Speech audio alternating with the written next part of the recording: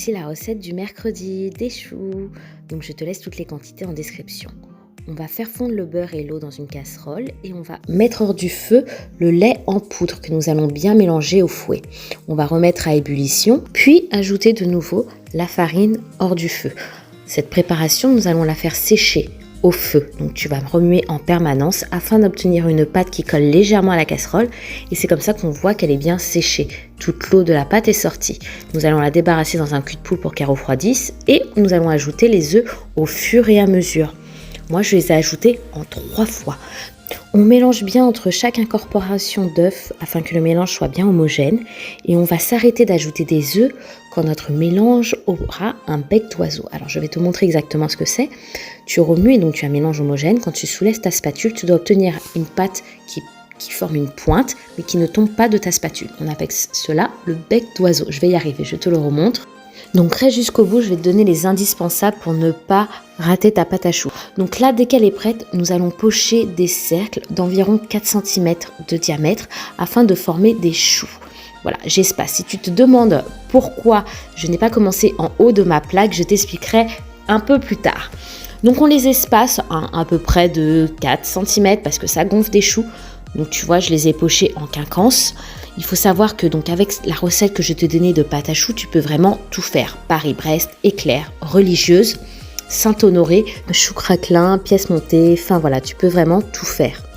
Ici, moi j'utilise une douille 10 lisse pour pocher mes choux. Voilà, avec la recette, tu peux faire environ une 50aine de petits choux. Donc maintenant, je vais te donner les étapes indispensables à maîtriser et à réussir pour que ta pâte à choux soit inratable et parfaite. Donc la première, c'est déjà d'avoir une bonne recette. Donc tu as la mienne, tu es au bon endroit, c'est super. La deuxième, c'est de bien dessécher ta pâte à la casserole. Il faut qu'elle colle légèrement, mais pas qu'elle soit brûlée, mais qu'elle colle légèrement. Ensuite, la deuxième étape indispensable, c'est la réhydratation de ta pâte avec les œufs. Il faut vraiment mettre la quantité nécessaire à obtenir le fameux bec d'oiseau. Il faut que tu aies un bec d'oiseau parfait, je te l'ai montré 2 fois. Tu vas y arriver, je doute pas de toi. Ensuite, la partie indispensable, et c'est là où je vais revenir sur mes plaques, c'est le four. Voilà, je sais que mon four, il a tendance à un peu trop cuire derrière, donc j'ai avancé ma ligne de choux volontairement. Voilà, si tu as le même problème, n'hésite pas, avance-la un peu. Donc pour les chouquettes, on va finir donc par le topping. Il suffit de mettre du sucre perle juste au-dessus de tes choux. Voilà, on en met une bonne quantité. Si tu vois que ça tombe un peu, tu peux légèrement appuyer sur tes choux, ça ne craint rien. J'ai bien dit légèrement, hein, on est bien d'accord, pour qu'il y en ait un peu plus qui soit agrippé dessus. Comme tu peux le voir sur certains de mes choux, il y a un petit cercle, donc un au cacao et un nature. C'est donc aussi à ce moment-là qu'on va mettre le craquelin sur nos choux.